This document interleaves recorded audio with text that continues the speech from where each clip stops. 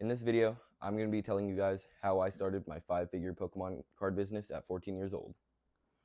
I'll be going through, all the ups and downs, what I did well, what I did poorly, what I did really poorly, stupid mistakes I made, the great things I did, all of my awesome experiences, everything in between kind of. It won't be like incredibly in-depth into actually how to start a business.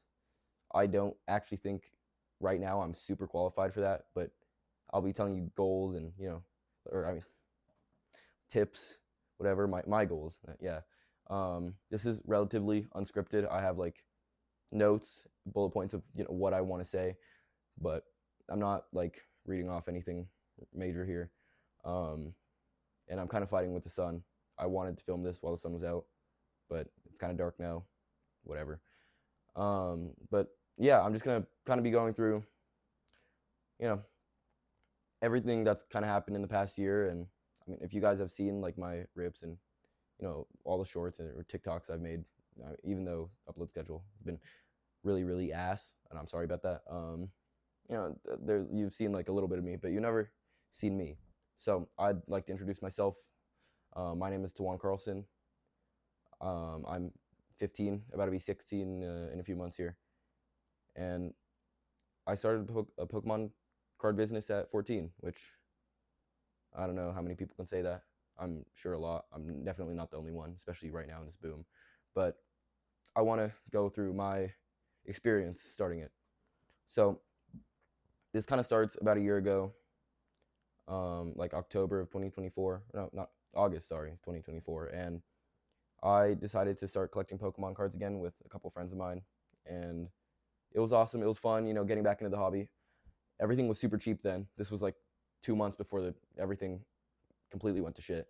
I mean, obviously, like it's fine, but the huge boom, which I think everyone can agree that wasn't the best thing, but um, this was just such a like turning point for me because I like looked at my binder and stuff from when I was little, and I was able to get back into it. But this time, more developed than I was when I was 7, 8. Ripping a Team Up Elite Trainer box I got for $40 on Amazon, Cosmic Eclipse. I still have those boxes, not sealed, of course, and I don't regret it. But that's a whole nother video. But like, it was just so cool to get back into Pokemon and just enjoy the hobby for kind of what it was. But I I didn't have that much money, so I had to start a card business, and I was like, all right, screw it, I'm doing this. This seems fun. I didn't really go like all in. It was just like a kind of side hustle for me. I really only started with a few $100s because that's all I had. I didn't borrow money then from anyone. I just started with the cards that I had in my binders and what I had, the money. So I remember the first like card I ever graded too. I graded a Charmander promo from the Obsidian Flames ETB because I got the $25 PSA thing. I ended up getting charged like 40 and stuff for shipping. I was like, what the hell? Like overall. So I got a 9. First card ever graded. I sold it for like 30, which I really don't think that price has changed that much. But yeah, that's also besides the point. Sorry. And at the time when I started this, I thought I knew what I was doing. I thought that I had been interested in Pokemon ever since I was a little kid, and even then I thought I knew what I was doing, which we'll get into later too. But I definitely didn't, like, and that cost me a lot. I wouldn't say ignorance or even like overconfidence, just that I didn't know what I was doing, and I don't think I did enough research. I mean, well, I did a lot of research, but not nearly enough. And even with my mind, I've always kind of had like a entrepreneurial mind. I don't want to say like I've like all like I don't know, but I tried flipping PCs at one point, and I love building PCs. I built that back there, but that wasn't great for me. That business lost me a lot of money. I up to this day I only sold one PC, and it was to my friend for like $600, and it was sitting in my house for almost 2 years actually. But yeah, I wasn't the best at PC. I don't know if it was what I did, but that again, that's a whole another video. Um, and so it was fun, but it wasn't that fun. But anyways, back to Pokemon. Sorry, my camera's geeking out. I've been wanting to make this video for a while too, but I just got the DJI Action 5 Pro. Got a really good deal for it, and all my camera equipment, because I want to start doing vendor POVs as well, which I'll also get into. But I wanted to have good equipment to do this video. But sorry, been rambling for way too long. This video might be a little long, so I don't know. Fair warning now. Go grab your snacks. Like I said, unscripted, just kind of spitballing here. But anyways, when I started selling stuff, I started like a YouTube channel and TikTok, and of course I started selling on eBay at first, which anyone that has watched my very original shorts, it's just me packing eBay orders, and that's where TTC Games came from. If anyone was here then, that was my name at the start of this business. Tawan's trading card games, I think, is what it stood for. Eventually I changed it to Blue Moon Cards. TCC Games was just kind of, it felt bland to me, and Blue Moon Cards has a lot of like significance, kind of, which I'll elaborate on later. But anyways, on eBay is where I sold most of, if not like all, no, not all, but like most of my personal collection, and like cards that I could find, or like that I had, or cards that I pulled and stuff. And that's kind of where my first mistake was. I looked at Pokemon like only for the money. And obviously I enjoy the cards. Obviously I love the hobby, but like I viewed it as like a form of gambling almost. Even when I opened packs, even if there were cards that I like genuinely loved, I would just sell them to get more cards, which I would then sell. And so I never really had cards I never got to form a connection with, which I really regret, especially selling off my personal collection.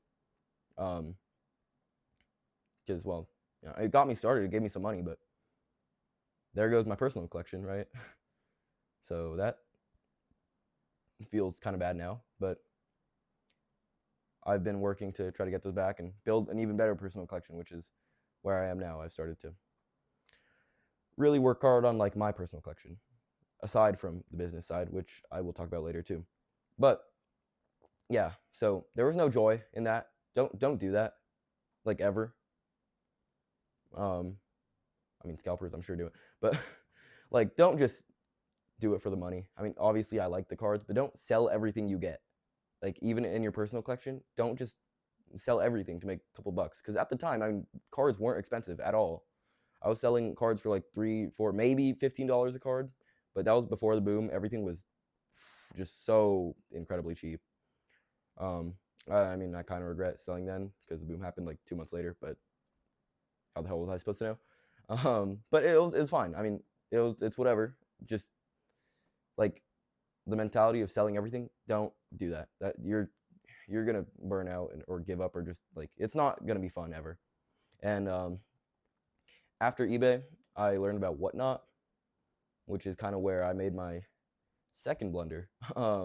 But Whatnot is a really fun platform to stream on and to sell on. Like, it is just awesome, like talking to people most times, and it's just a cool platform. I mean, there's a whole lot of shady things that go on in there.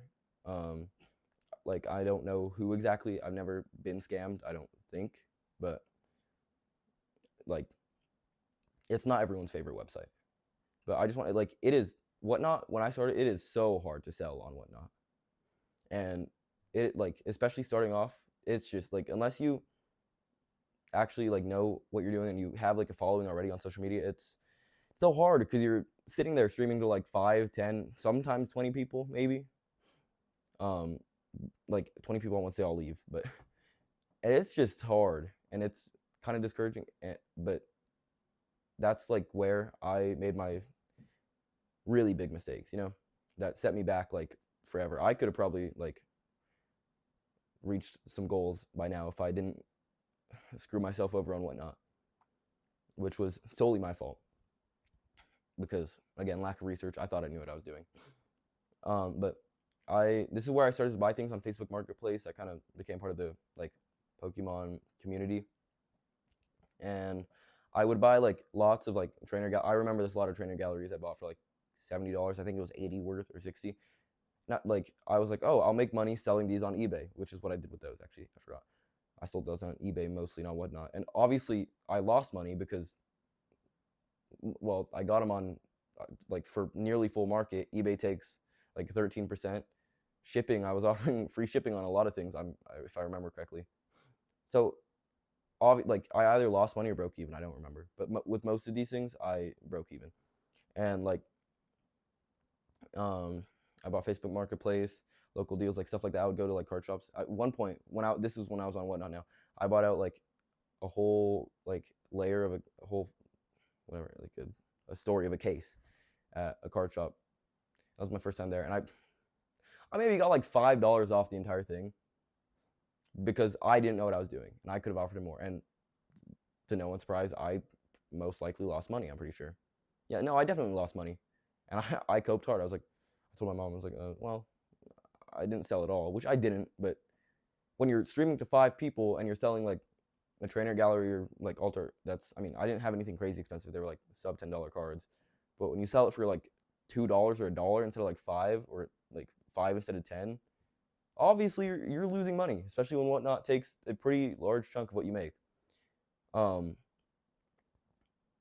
that was partially because I was like, again, naive too, because my first Whatnot stream was when I sold off like my entire personal collection, pretty much that whole binder gone. I wonder why they got amazing deals for it. I sold off a bunch of stuff, and God, the Whatnot gave me like $100, or no, I genuinely only made I think like 150 from that stream, but Whatnot gave me like another 150 for like the seller sign up bonus. So I made 300. I was like, oh, holy shit, that's a lot of money. This is a good like side hustle. And then next stream I make like 100, $200 after spending like 300. So I took Whatnot's like seller bonus as like, oh, I made money. I sold those cards. No, I just lost money. And I think I spent 300 on that lot. And I sold like probably less than 300 worth, and I definitely profited less than 300. But the point of that is, you like, if you're selling stuff, most people do like to sell at a profit. So you definitely don't just lose money when you sell. And I think part of why I did it too was I had this idea that I had to reach a high number, like a high dollar amount that I had sold or profited off, like, and which I would try to do by I sold like an Evolving Skies pack for $20, or like 18 that I bought for 20 that I was gonna hold. I one Evolving Skies blister pack, whatever. But like, the point is, I'm just selling to reach the high money goal, that like, not goal even, I just wanted to see big numbers, and just losing money. Like, I reach that amount, but I sell more things at less value, or like less of a price, and that just really, really, really set me back. And I did the same with booster boxes. Of course, I'm dollar starting everything. I see big streamers do that, so I'm like, I'll do it too, to like 10 people. And like packs, I was getting like Crimson Haze. I mean, at first it was like Surging Sparks, Japanese or whatever, and those were things people wanted. And some packs would sell for $1. I think I started them at $2 actually. Some would sell for $2. At first I started them for $1, then I learned that was stupid. Some would sell for like $5 or $6, but at the end of the day, I'm paying like 30, I think it was 40 for the box at the time, which was awesome compared to now. And I sell maybe 50, 40. I break even pretty much and lose money after fees and everything. So in my mind, I was like, oh, I have to sell each pack for $2 to make profit. I make $60, 30 packs. And then I lose money and I don't even sell each pack for $2 or $5 even, which is what I thought. And I did the same with Journey Together. I bought an English Journey Together booster box for MSRP. I paid like $177 for it. I had to pay my dad back for that too, because he was able to get it. I was at school. And I sold each pack for $5, pretty much. I think maybe a few for $6. So what is that? I make my money back, barely. I think I broke even then. So the hell was the point? I could have held it. I could have just sold it like that. Nope. Selling on Whatnot. And so after that, like, I didn't even sell all the Journey Together, so fair enough. Which kind of saved me. I sold like them all to my friend for $6 a pack at one point. I had like 13 left, which kind of bailed me out a little, I guess. But like, that was like the end of Whatnot for me. Not because like I was giving up a little bit, and I was gearing up to do like the Whatnot card show online, ooh, whatever, which I didn't do. Which thank God I didn't. But I, that like I ended up doing a real show, like a real life in person card show. Awesome. But no, thank God I didn't do the Whatnot show. I would have bought like a bunch of cards at full market price and sold them at a loss. So I dodged a bullet there.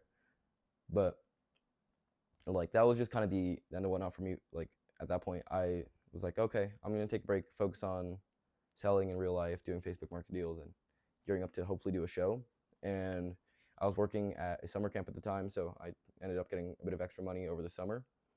And so I locked in just after, and I learned that I have to buy at a percentage. So I was gearing up to do a show July 5th and 6th of 2025. And that was like a few weeks before I was going to Asia, because I think July 19th I left to go to Japan for like 6 days, I think, actual like 4 days there, and then Thailand for like 3 weeks because it's where my family's from. And it was just always a dream to go to Japan. My mom wanted to go too, so her and I went, but we'll get to that later. And so I went to this card show to sell, like I had a bunch of like at that point I was collecting sealed ETBs and sealed stuff, but I had a bunch of other sealed stuff that I bought. Like I had Pokemon Center Prismatic, I had 2 of those. My friend brought one for me to sell, and I just like I had a lot of sealed at that show, and a lot is like for me a lot. I had like $2,000 maybe in seals, and then like maybe 1,000, probably less in singles, way less actually. But like I sold $2,000 worth of stuff at that show, and I profited 800, and we ran away to Asia, and I didn't spend that much honestly. But like for that show, I borrowed like 400 from my dad, which I thought was like an insane amount, which it is a good amount to borrow. But that was like a huge risk for me to take, because if I don't sell this, how am I going to pay back 400 bucks? Screw my dad over? No.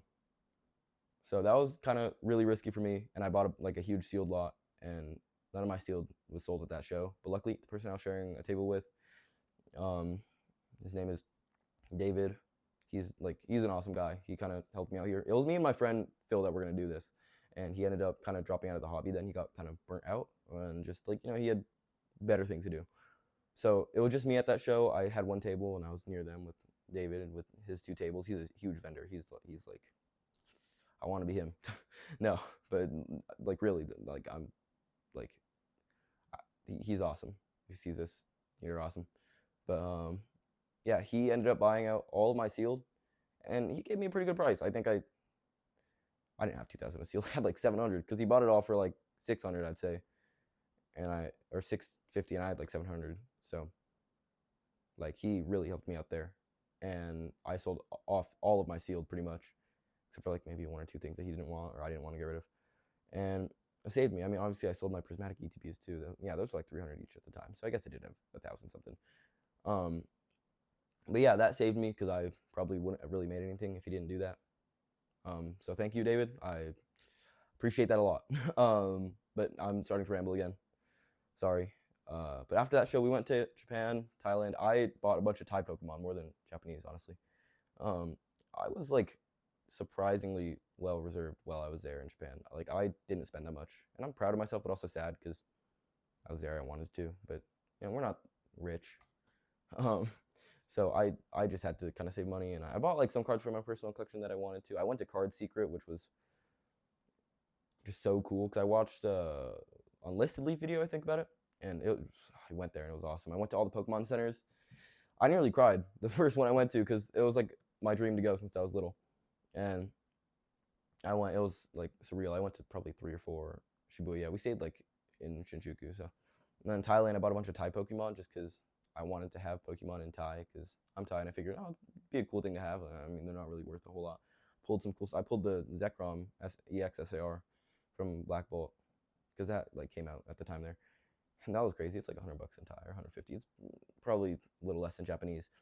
But anyways, when I got like back from Thailand, no, it was while I was there, I rebranded to Blue Moon Cards, because, well, I really like Wooper.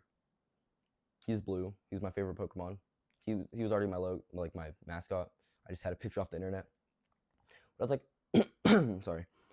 If I want to take this seriously, I need a logo. I need something cool. TTC Games is bland. So Blue Moon cards, I think it's the Blue Moon is like Quagsire's first episode, which I haven't actually seen. I'm gonna be completely honest. I mean, I never got to that, the Blue Moon, but that was part of the reason, and also because I say once in a blue moon like a lot, kind of. Not anymore really, but like, it was like it's something I say. And the whole goal of like my business, which I really have yet to kind of reach, but I really want to, is to be able to sell cards that you won't really find anywhere else. Like cards that, I mean, they don't have to be like super expensive, but just cards that are like hard to find in vending series, stuff that you go to a show and you see that card and you're like, oh, I love that card. I've never seen that before. And you fall in love with it. And you haven't seen it before because no one really has it. So I'm trying to get to that point. And they're like once in a blue moon cards. So Blue Moon cards, I figured was a good name. Anyways, made the logo myself. I have some shirts that are coming actually, hopefully tomorrow. But by the time this video posted, they might already be here. But so yeah, and then I came back and I did another show in like September because I came back in like August. September 6th and 7th, I think.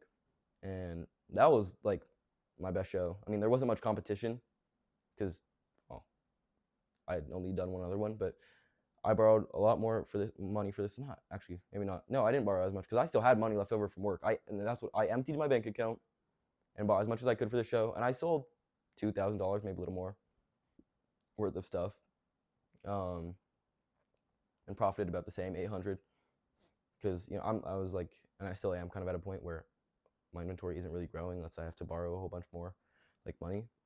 And I paid everyone back for whatever. I mean, I paid everyone back after the first show too, but I did it again. My parents helped at both shows. I took them out to dinner for this one because I could actually afford it. Yeah, shout out to them. They're awesome. I'll get to that later too. But like, I did really good that show. I didn't sell out all of my everything to everyone. It was just organic selling. It was awesome. That was a show where I really fell in love with vending, and I'm like, I need to do more of these shows. These are awesome. These are incredible. And so I later that month I did a show at the Cottonwood Mall in Albuquerque. Yeah, it's in Albuquerque. Yeah, that show was fine. That was good. It was just probably a slow weekend. Honestly, I think I sold the same amount, profited the same, but it was just so long.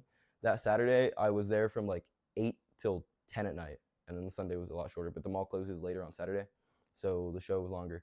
Saturday was pretty slow. Sunday was pretty slow for the most part, and then like at lunch, I remember a whole bunch of people came. I met this really cool dad and his son. They bought the Charizard EX SAR from 151 that I picked up earlier that day. That like saved me because like then I actually made money from the show. I mean, obviously I paid for the table already, but like I sold a big card. It felt good to sell my first like really truly like kind of grail piece, $300. I consider that a grail. It was clean too. And my friend Jeremy, the one I bought the whole case from at one point when I first started, like me and him do business all the time, and he came because he has a store. It's near like where that mall is, and so he came and kind of bailed me out because that Sunday I had honestly sold like a lot of my inventory because I didn't go in with much. I didn't buy a whole lot of extra stuff for that show because it was only like 2 weeks after the last show I did, and so I like pretty much ran out of stuff. And he came in and I bought like a box of stuff from him halfway through Sunday, and people then the whole rush came while I was trying to price them out. And so I was like, okay, if you guys want to take a look at this pile, take out whatever you want. I'll check it while we go. I just haven't had time to price them out. And I sold that whole pile like pretty much. I mean, I still have some of it, but that whole pile went from like probably this thick to like that in like an hour before I even got to put out most of them. And I traded, so it was a great show. There was like I was pretty skillful, I think, and I picked up a lot of goods. So I did a lot of buying. Sorry, I'm thirsty. I probably actually did really good selling. I just spent a shit ton buying. And so that's where I gained a lot of inventory. And then after that, I kind of get bored if I'm not doing anything. I love Pokemon. Oh, my monitors went off. Anyways, I love Pokemon, so I was like, I want to do more shows. There weren't any coming up. I wasn't able to do the ones whenever because I ended up working at the Balloon Fiesta in Albuquerque that weekend that there was a card show. I was just like out of shows to do. I kind of wanted not really I needed money too. So I got back on Whatnot, and I sold off like a lot of my inventory. Really, I was only left with a little bit. Like I bought like stacks, and I was buying lots, in between, but I didn't have shows to go to, so I just sold them on Whatnot, and I actually made money there. But that stream, that I did 2 streams, just in that time between the mall show and the show coming up this weekend. 2 or 3. No, I did 2, I think. And that first stream almost like made me give up. I wouldn't ever, but like it was just such a stupid mistake of me. I had the Charizard V alternate art from Brilliant Stars. It was $250 at the time. Now I think it's probably $300. The centering was pretty shit, and I was having a hard time trying to sell it, and I was kind of bored that show. The show, that stream, and the whole stream was going like fine, but I wanted to end it with something cool, and I kind of really like gambling. But I decided to coin flip with a guy on the stream, and which he offered, but I was honestly wanting to coin flip stuff before, so I don't blame him. And I'm not trying to call whoever this is if he sees this like a scammer or anything, because I try to see the best in people. I don't think he was trying to scam me, but we agreed on 50 or 500, which isn't like a bad flip by any means. I think it's a pretty decent flip for both people. But the whole issue is that I did it online, where as the seller, I am obligated to sell it to him if I lose. As a buyer, he can just leave and never come back. So, like, I don't really know what I was thinking there. I had a lapse in judgment, and we did the coin flip, did it online, showed it to him on my monitor. I wanted heads, but he called tails in chat, so I would have won if I called heads.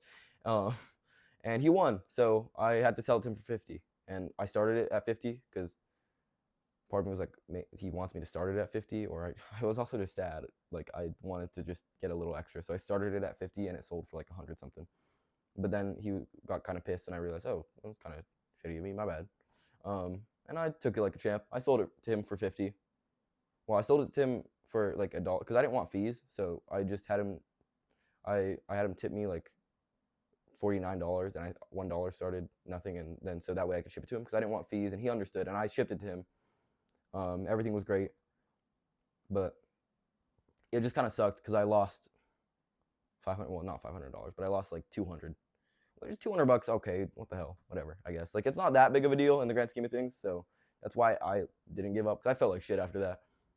No, I got over it. I mean, who gives a shit? Or that was actually, no, that was before the mall show. Yeah. No, that was before the mall show. My bad. Or was it? Damn, I don't even remember now. But anyways, like that's besides the point. So I learned from that. Don't do coin flips online, because the seller or the buyer can just leave. As a seller, you have to stay. I mean, if you win, whatever. But if you win, the buyer can just leave. Like I said, at a show, it's a little safer because was the buyer just gonna walk away and screw you over and go walk around to other tables? You're gonna tell the other vendors you're gonna drop kick him. No, but like coin flips in real life are fine. I think I've done like one, not a huge one like that, but I have to be careful because obviously I don't really care to risk that much when I can just sell it for the price it is, and I know that I can. So I try not to do them too much unless I'm like bored and want to have a lot of fun. But I don't want to do like huge ones like 550 again. That was stupid. Regardless, I mean it was fine. But so that's just kind of the timeline of things from the past year, and what I've learned and stuff. But I wanted to share some of my advice and tips and stuff that I think everyone should know from what I have learned so far.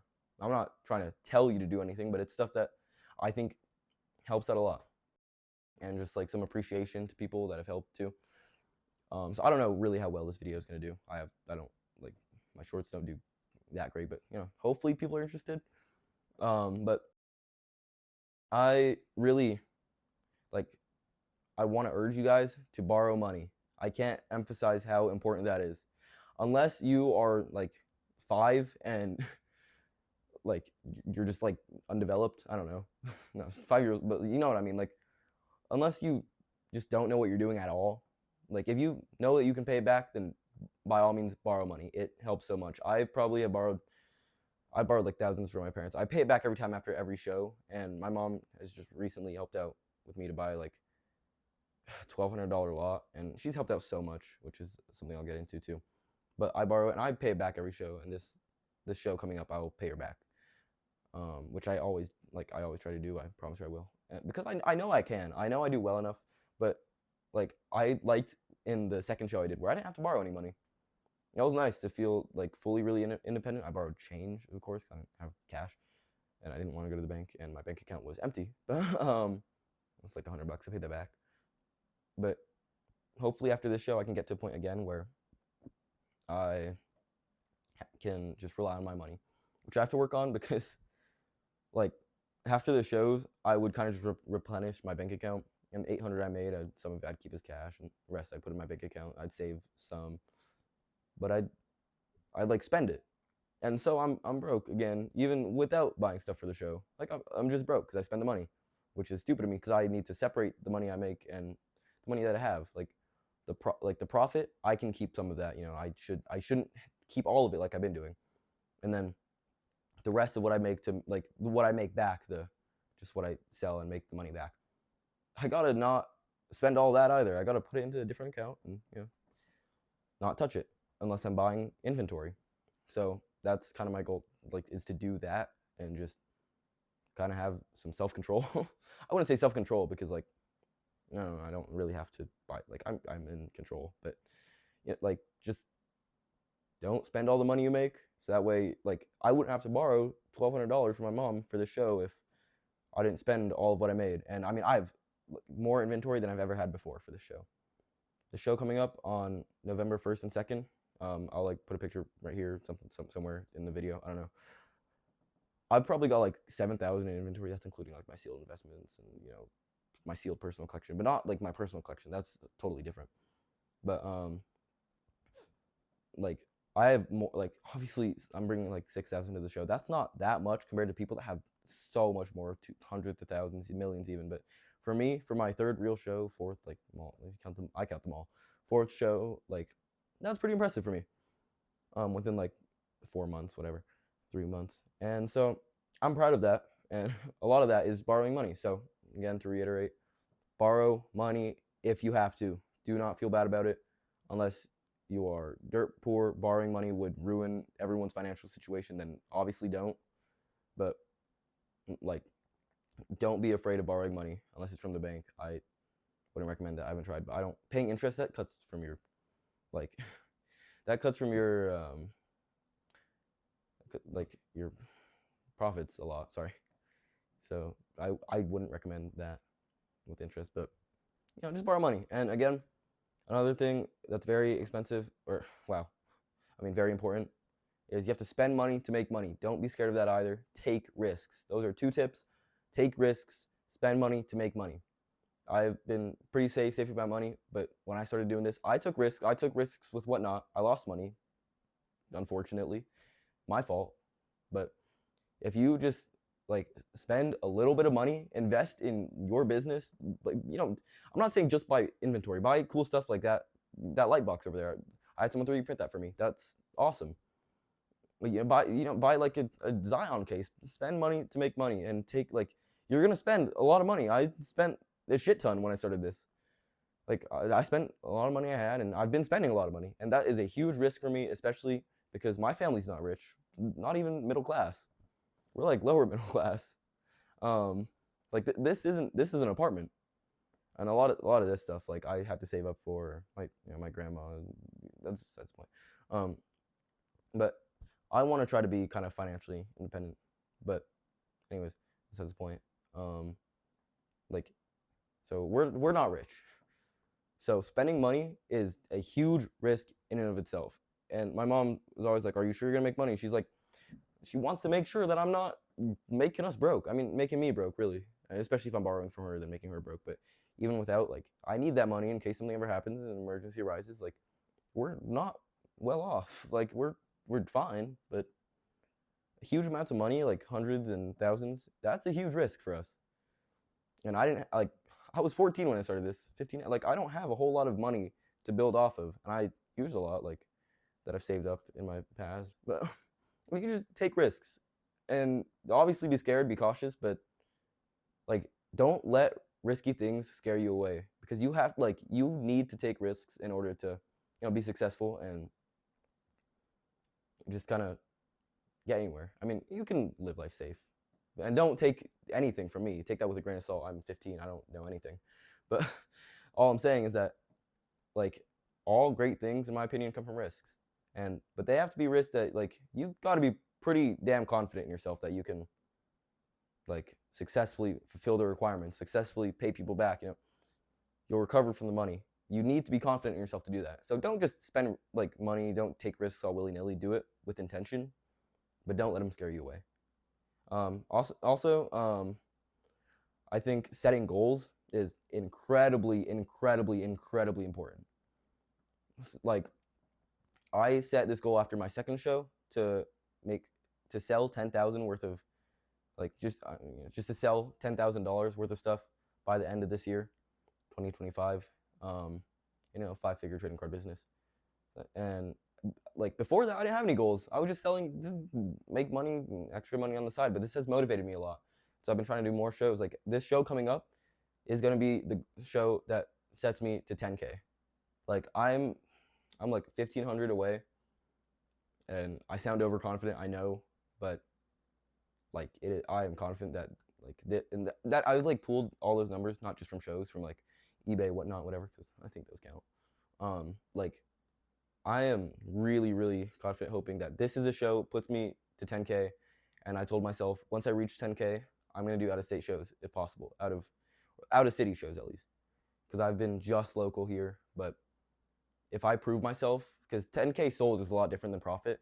Profit like is a whole lot less. Just like Pokemon's not like that profitable, but 10K sold is like it's my skill. Like that is me, my work, what I've done.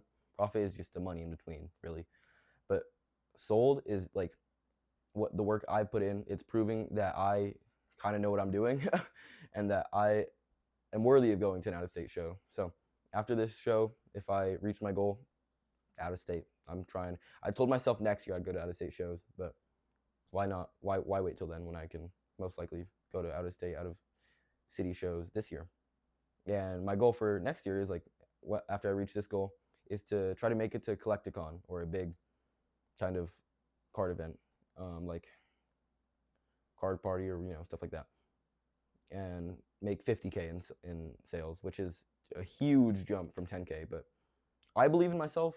I think they're reachable goals. So just set goals, all right, and they need to be reachable, because I mean, first year and you're saying, oh, I want to sell 100,000. Unless you have the money to back it, you're not doing that. And I'm not trying to discourage you, but that's a lot of money. At like $1 million, you're not selling $1 million. I'm not, like, again, unless you have the money to do it, you have the skill. But goals that are reachable are so important, because I mean, if you don't reach the goal, you're gonna feel bad. But if you reach the goal, you're gonna feel so good. And I'm so hyped for this show, knowing not just because I'm gonna reach this goal, like knowing that I'm gonna reach this goal is so awesome, but that this show is like really me scaling up. Like I've been sharing tables with David, not for the mall show. That was my first like solo show. This is my solo show, and it's like an actual like kind of pretty big show in Albuquerque, in my area. So it's like it's exciting. I have like so many people that are supporting me. One of my friends is gonna be there. He's selling a few of his cards, but like he doesn't have an insane amount of stuff. We're not like sharing a table or anything, but I have my own table, and he's just gonna be there with me. It's gonna be awesome. I just love that like I have like people there that are supporting me, and of course my parents have gone to like all these shows with me, and that's the appreciation part. I couldn't have done this without them, and I thank you to my mom and dad. They're awesome. My dad has let me borrow so much money from him, especially starting out. He supported me. He's got me like Elite Trainer boxes. Like I have a Fusion Strike box back there. I don't know if you can see it. Elite Trainer box. Like he got me that at one point, like when I first started, not business, just like supporting the hobby and like, celebrations, ETB. I love that. My mom as well. She buys me Pokemon like whenever she can find it, and she's always like, you don't have to pay me back. I feel bad, but like knockout collections, not like booster boxes and stuff. And she goes with me to the releases, and we sit outside Target at 6 in the morning, 7 in the morning. I mean, it's awesome. It's fun, but like I truly appreciate them for all they have done to help. They go to every card show. They don't ask for money or anything. I try to take me out, get them something to eat. Um, and you know, I try to do what I can, what I can afford, and of course, their parents, they don't, you know, they don't ask for anything in return, but I feel like I have to. They're like doing work, they're helping. Like, God, I appreciate them so much. That's all I want to say. So if they watch this, which I'm sure they will, like, well, I love you guys. That is awesome. Appreciate your parents. If your parents are helping you start this, if you're like my age, just appreciate that. Like, they're setting out, like they're putting off their whole weekend to help you do that, and that's awesome. They could be, you know, doing something better, but they're helping you. They helped me, and I truly appreciate that. They're both very helpful at shows, and they try to help. They watch the table, you know, they talk to people, sell stuff. It's awesome, and I just really appreciate them. But yeah, I definitely have other things to say, but I don't really remember them. Like, I I know I said that I would get to stuff later. I think I've gone to everything I wanted to, but again, sorry for not uploading. I'm just busy. Like, I don't know. It's a lot of work to edit shorts, and this is like a thing where I don't have to edit that much, honestly. I just have to sit here and talk for kind of a while, and I've been busy. Um, the end of the school year, the quarter just or end of the quarter just happened, so I had to kind of lock in for tests and whatever. But I'm gonna try to make more long form videos now, stuff just talking to you guys, because the rips are cool and all, but I have to spend money for that. Is one thing. It's a lot of work to edit all, even though it's just a minute. It takes like 30, 45, maybe an hour even if I want to make them look good. Because in my opinion, they look awesome. Like I think I do a pretty good job editing them. But this is how, in my opinion, you really connect with your audience. And I posted like one vendor POV thing, but I have this camera now. This upcoming show, I'm so excited for that too, because like I just get to record it. I get to do a vendor POV. It's gonna be like 10 hours long, and I don't know how I'm gonna edit all that, because I'm not paying $1,300 for someone to edit it. I don't have that money. It's my profits. And I wouldn't do that until I make money from YouTube, which would pay for that, which I don't know if I'm even ever gonna do. This is just honestly for fun on the side, to kind of connect with people. Hopefully, maybe some people get to know me. Maybe I'll be like Coop's Collection. He's awesome. He's like my goat. I really want to meet him. I'm so jealous. David and another friend of mine, they're going to Arizona PokeCon this weekend. I'll be here at this show, but they're going there, and that's a huge show. Coop is there. I like thought about going with them. I didn't want to miss Halloween, and I just didn't have enough, and I didn't reach my goal yet, and so I didn't want to do that before reaching my goal. And I think I need at least 10, 15,000 worth of inventory to even go to those shows, like huge shows like that. Honestly, more. They have thousands, so I need thousands. I have thousands, but I need like tens of thousands, hundreds of thousands, which I hope I can get there at some point. I believe in myself. But one day I want to meet Coop. I doubt he'll see this, but Coop, you are who I strive to be. You're the vendor I try to be. I try to give back to people as much as I can. I wish I could more. It's just I can't really afford it, especially because I assume he gets a lot of that money from donations and YouTube, which I don't get money from that. I get money from my profits I make.